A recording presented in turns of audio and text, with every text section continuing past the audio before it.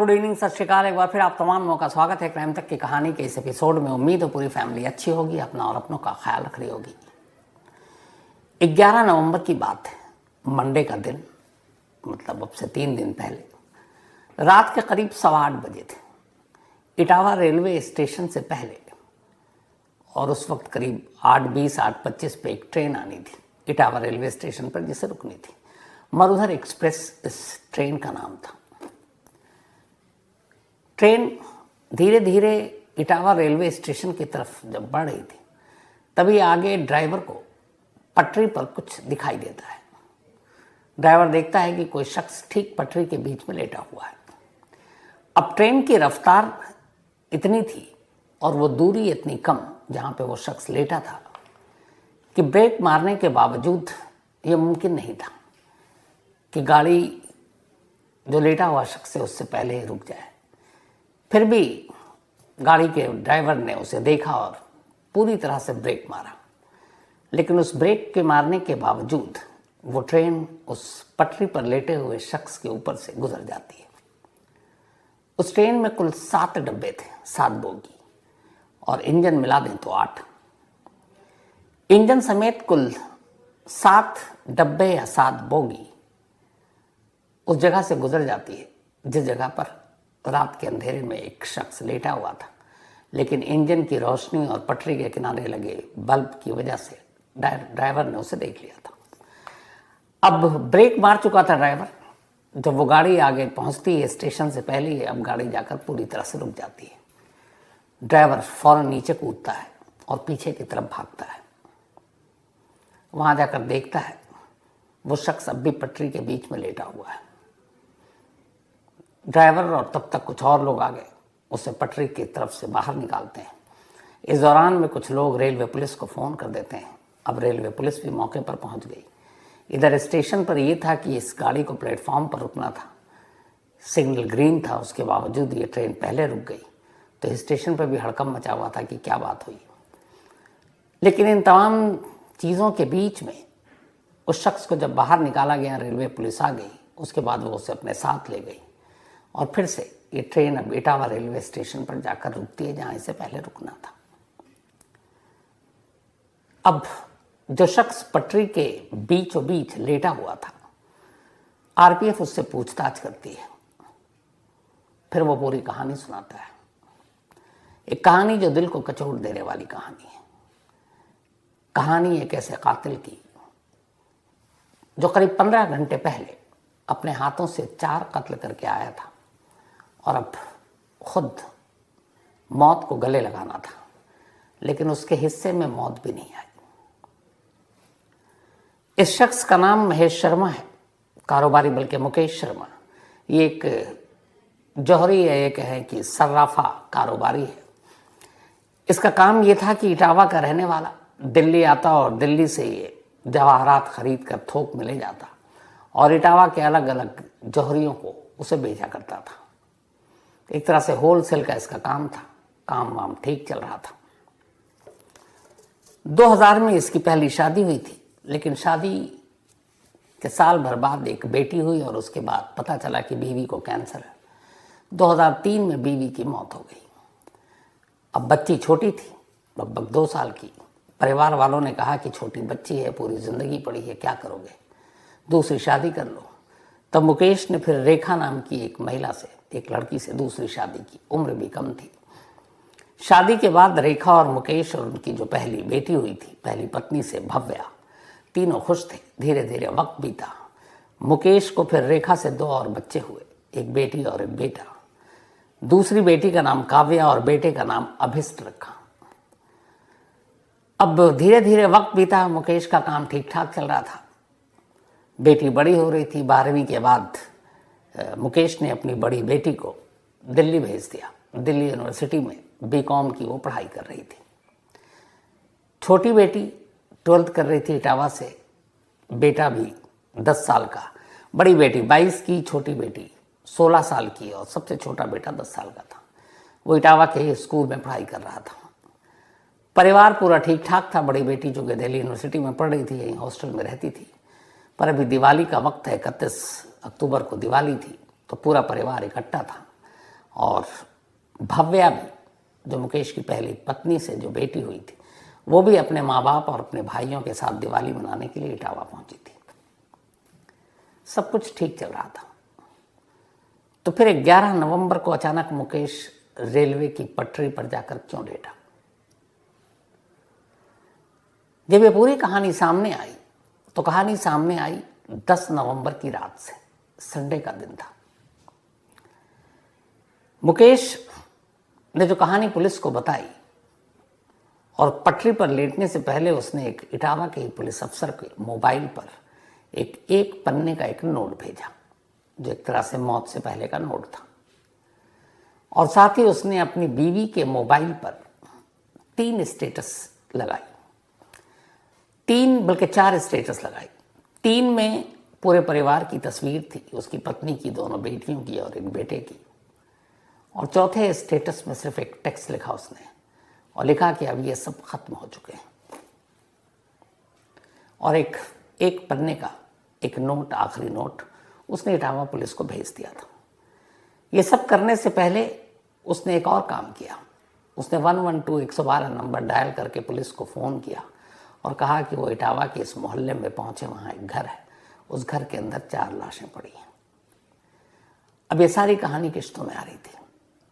Police पहुंची, RPF railway police से मुकेश को अपने साथ ले गई।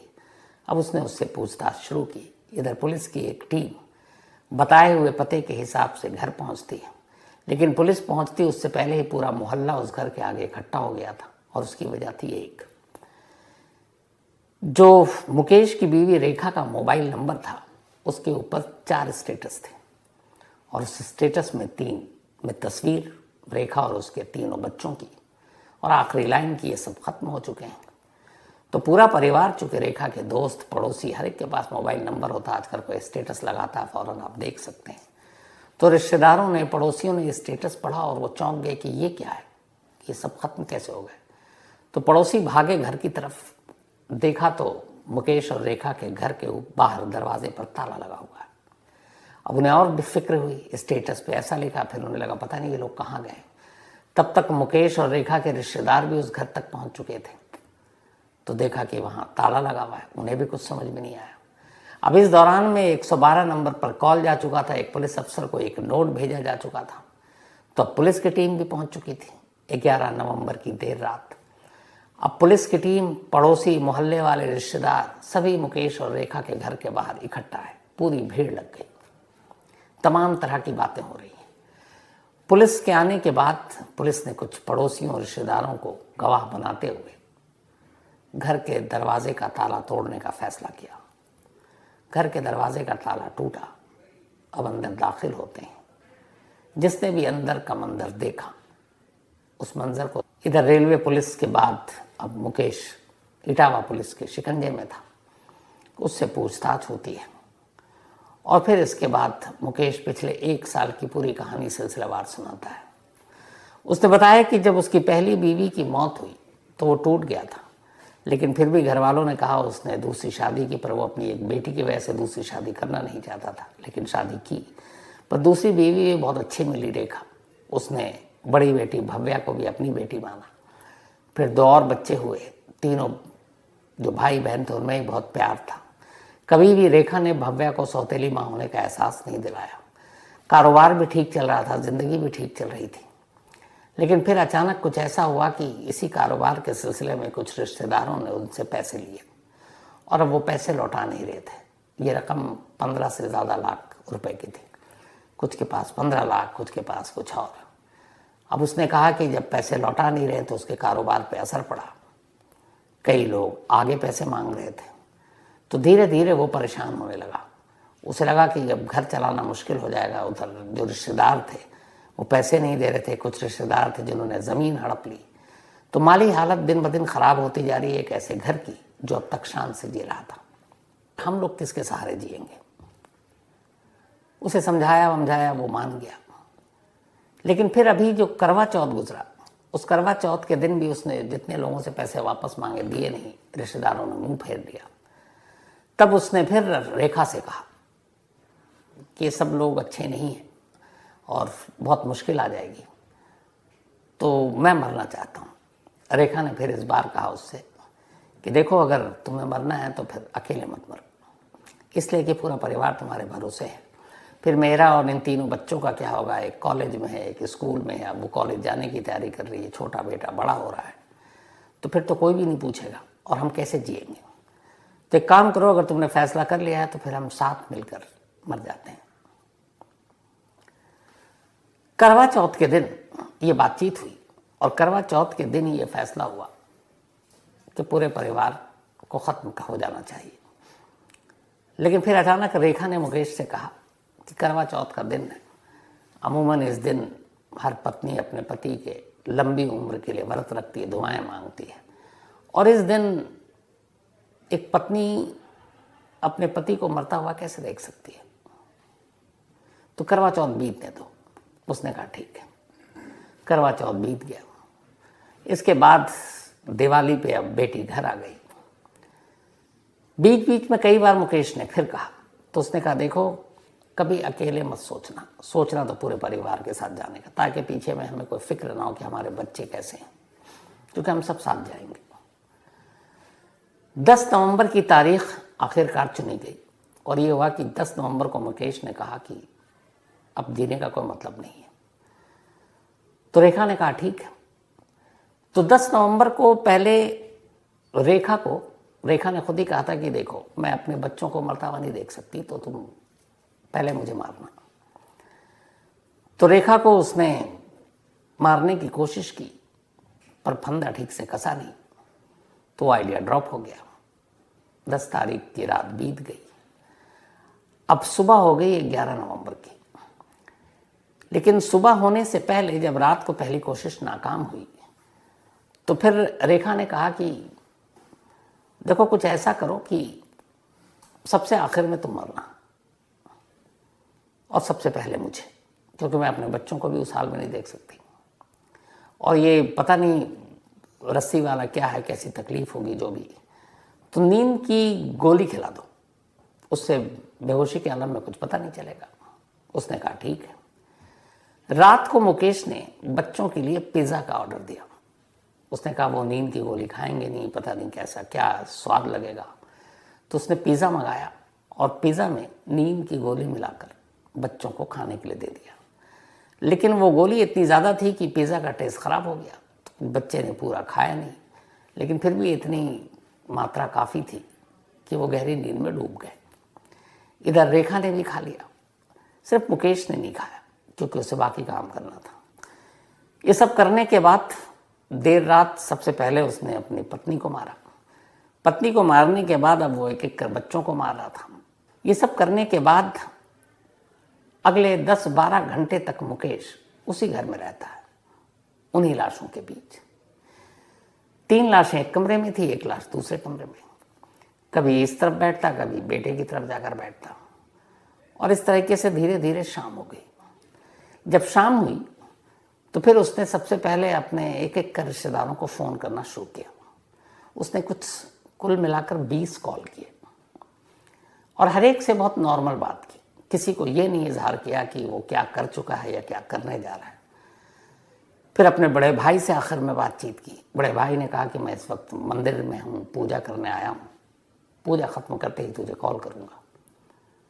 और ये सारी बातचीत हो गई। इसके बाद उसने एक नोट टाइप किया मोबाइल पे और वो भेज दिया इटावा पुलिस को। एक अफसर का नंबर था उसके पास। फिर वो घर से बाहर निकलता है, दरवाजे पर ताला लगाता है और वहाँ से सीधे इटावा रेलवे स्टेशन की तरफ जाता है। इटावा रेलवे स्टेशन पर पहुँचने का उसका मकसद ये था कि उसे मालूम था कुछ वक्त पहले ही एक वंदे भारत बहुत ही तेज़ फास्ट ट्रेन हमारे यहाँ शुरू हुई अलग अलग स्टेशन के लिए। तो उसे पता था कि वंदे भारत यहाँ से गुजरेगी, तो उसी वंदे भारत ट्रेन के गुजरने से पहले वो पटरी पर लेट जाएगा। लेकिन जब वो वहाँ पहुँचा तो उसे अचानक ख्याल आया कि आज एकादशी है, और फिर उसे ख्याल आया कि इसी एकादशी के दिन उसकी पहली पत्नी की मौत हुई थी 2003 में।